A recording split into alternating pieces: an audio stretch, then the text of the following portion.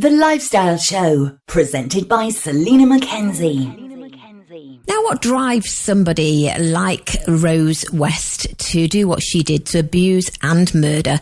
Well, Tania Farber and Jeremy Daniel have hopefully got into her mind and will give us an analysis of the psychology that drives someone to abuse and murder. Their book is called Inside the Mind of Rose West, Wife, Mother, Monster. Welcome to the show, Tania and Jeremy. Thank you. Thank you very much. So I guess my first question should be, what does drive someone to that? Because on the face of it, she was just a typical mother living with her husband, Fred. Well, I guess, one always starts off with the childhood. And in the case of Rose, she was raped by her father when she was younger. Her mother was very mentally ill. Her mother actually went electrotherapy when she was in utero. But at the same time, many people have very, very difficult childhoods with a lot of trauma. And, when one looks at Rosemary West's early years and her early childhood development, you could find many things that definitely don't justify her behavior, but could explain it. And yet, these are risk factors. They're not causes. I don't think one can say, because of her childhood, she behaved like that. It's a very difficult thing to try and understand the mind of someone like Rosemary West. But you see over the course of her sort of killing career, if I can put it that way, the absolute depravity and how very twisted she was. And, one just can't help thinking that she was just born with an incredibly defective and sadistic personality. Yeah. If I could just add to that, I think Rosemary had that terrible childhood, and Fred also had a really difficult start in life. But when they met each other, that was just like fuel to the flames. They made each other worse and sort of egged each other on in a way. So it's just a poor coincidence that these two people happened to meet each other. It really could have worked out quite differently if they had not, I think, yeah. Yeah. I was reading that she was quite a shy child and quite a shy young woman, but after what you've just said, Tania, I think maybe more insular, maybe because of the way she was treated as a child.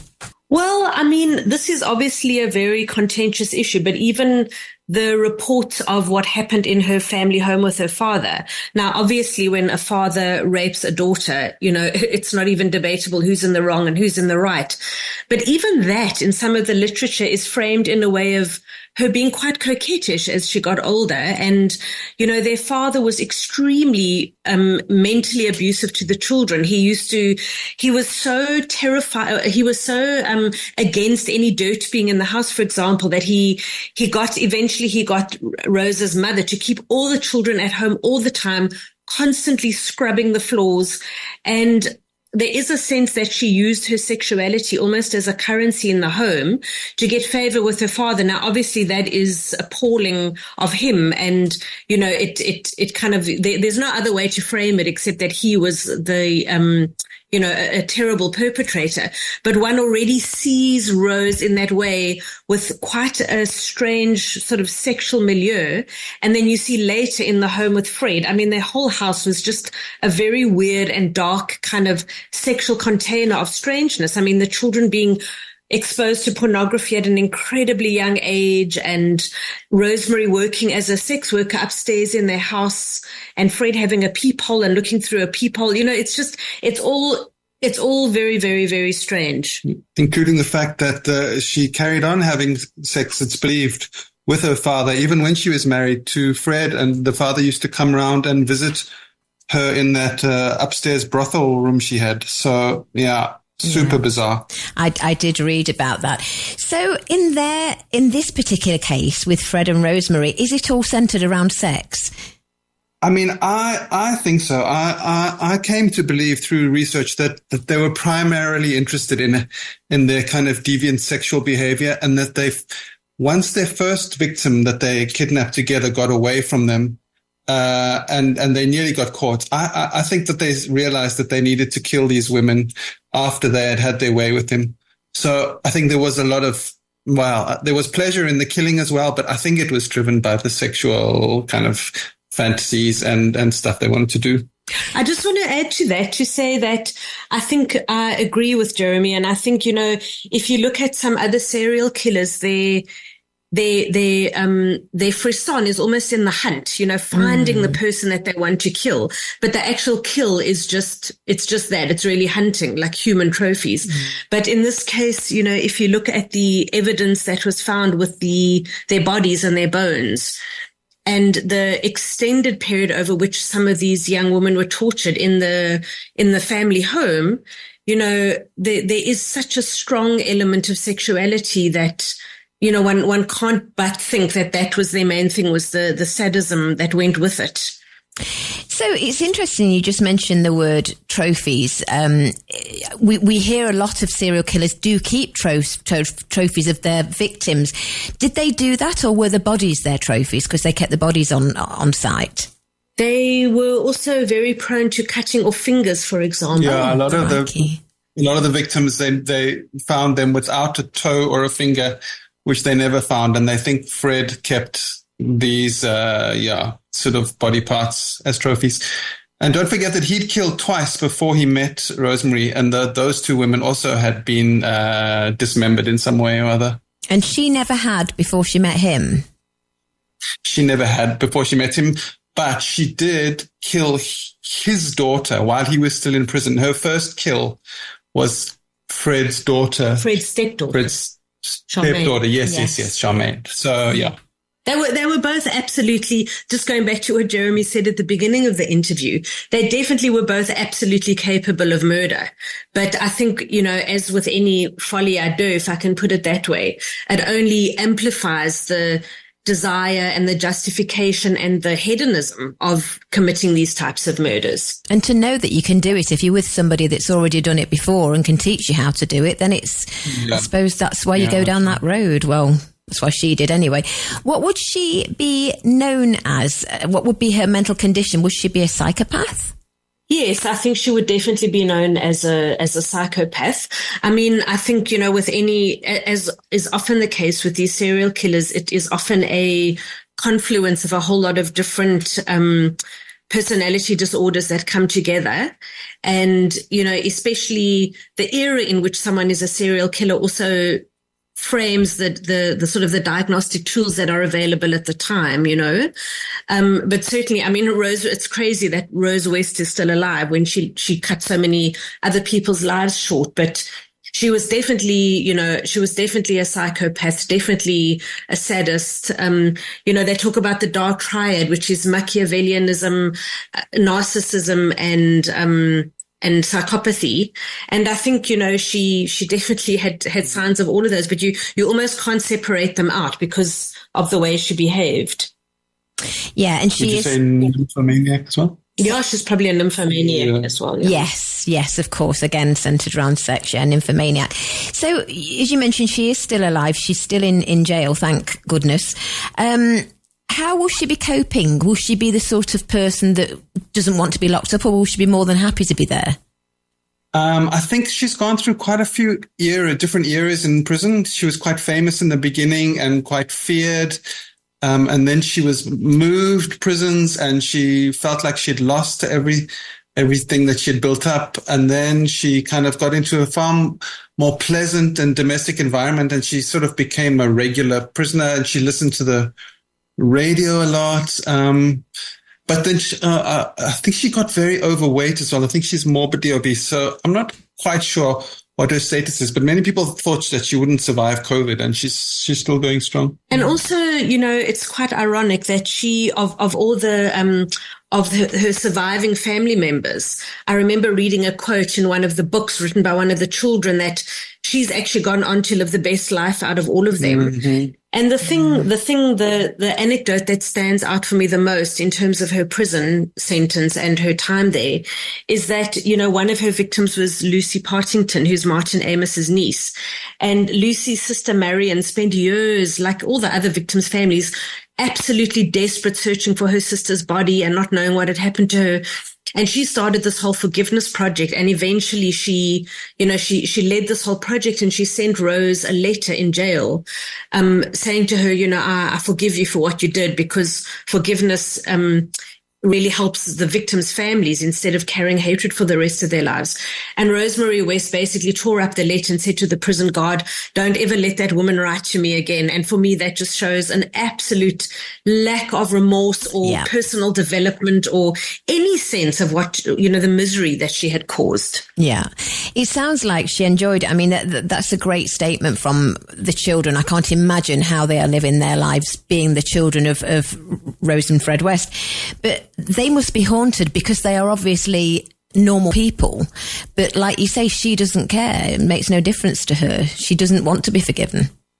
Yeah, for me, when we were doing all the research, I felt terrible for all the murdered victims, but the children were the ones that haunted me. Anne-Marie in particular was tortured her whole life. The children had just, it never ended for them really. Did you? And also, when we were doing our research, and we found that, Anne-Marie, even when she finally gave her statement in court, and after all these years of abuse and everything that had happened, and even in court, when she was describing the night of the first time Rose and Fred raped her, she still sort of got such Stockholm syndrome with them that in the court, she says, but they were also so sweet and loving to me the next morning. And she looks at them with this kind of love in her eyes. And I think it's what a lot of young children from abusive homes go through, which is this absolute confusion of your brain training you to love the person who you're living with because that is where your food and your shelter comes from. But at the same time, knowing that they are doing the most horrific things to you. And Fred convinced Anne-Marie that, all fathers have sex with their daughters to teach them how to have sex so that the first time they have sex, it's with their father. So she went off to school every day thinking that everyone was having sex with their father. But even later, when she discovered how horrifically abused she had been and how violated she had been, she still on some very weird level loved them. And that to me is just the saddest of it all. Very sad. And do you think they would have survivor's guilt as well? I would say so. When the one sister, Heather, went missing, who was their final victim, I think there was a lot of guilt for Anne-Marie that she didn't survive it. And right in the beginning, actually, when her sister Charmaine was killed, so they started and ended with their own children. She never knew what happened to her sister for many years. She just disappeared. Anne-Marie was told that she'd gone to live with her mother. So I think there must have been a lot of survivor's guilt. And I think also, in that context, there was a lot of trauma bonding among the kids. So, they kind of had two batches of kids that were quite a few years apart. And Anne-Marie, who was Fred's child, but not Rose's, although Rose was a stepmother, and the son Stephen and Heather, who was Rose and Fred's child, the three of them lived in the cellar underneath the house together. So, it was revolting. I mean, there were dead bodies buried under them, although they obviously didn't know. But, there were sewerage problems and they got locked in every night and Fred would come into the room and rape them. But the three of them obviously became extremely close. So when Heather went missing, there was obviously the sense of like the whole wasn't there anymore. The three of them made up a whole person together. And I think from that kind of trauma bonding, you definitely get survivor's guilt if some are murdered and others aren't. And do you think, you mentioned earlier when she first went to jail, she was quite famous. So would she have enjoyed that, the infamy? Would that be the narcissist in her? Yeah, I think she must have loved it, actually. All the cameras in the court case. I don't think she ever felt particularly beautiful. So I think the attention was surprising and probably quite gratifying. I mean, I don't think they ever really thought they were doing something that wrong, that it felt natural to them. So I don't know. It's hard to say. They obviously had this shared psychosis. Their relationship changed. I think I remember on the news because I think he committed suicide. And did he try and get in touch with her and she wasn't interested? Did the relationship change? Well, I mean, this is one of the most fascinating things about the case is that, a lot of the literature suggests that she kind of led the whole thing. So in this Folie à Deux, she was the kind of main instigator, even though he was obviously capable of murder on his own. But, he then took the fall for her, and he, the whole modus operandi in the court case and everything was that it was all him and she didn't know anything about it, which obviously wasn't true. And then when they had been separated by being held in custody and in prison, the first time they saw each other again was in the courtroom. And, he had taken the fall for her. He had confessed and said it was me. Rose had nothing to do with it. And when they saw each other in the courtroom, she completely snubbed him. And apparently he just completely fell apart from that. And then he wrote her letters kind of begging her to, that they were in this together because they had done all these horrible things together. And she still completely snubbed him and never reconnected with him again. And a lot of people say that his suicide was not because he hated prison or because he felt guilt, but he just simply could not bear the fact that he had taken the fall for Rose and they were so enmeshed in one another's psychopathy and lives. And then she kind of tore herself free and labeled him as the bad guy and basically, gave him the cold shoulder forever after that. Yeah, it sounds like she could cope without him, but not the other way around. Yeah, that's right. Yeah. Well, there's obviously so much more in the book. It's a shocking story, but fascinating to try and get into the mind of somebody like Rosemary West. The book is called Inside the Mind of Rose West, Wife, Mother, Monster, and it's by Tania Farber and Jeremy Daniel, who we're chatting to now. Guys, thank you so much for your time. If people want to find out more about what you do you have any sort of website? It's on Gemini Books. Yeah, we don't, but Gemini Books has commissioned us. We've written more on Jeffrey Dahmer, and we're working on Ted Bundy. Ted Bundy, not Jeffrey Dahmer, and the Australian backpack killer Ivan Milat. So if they look at the Gemini Books website, all the content will be there. Great stuff. Well, thank you for joining me, and I hope you have a great weekend. Thank you so much. Thanks so much. Take care. Bye-bye. Bye. Bye.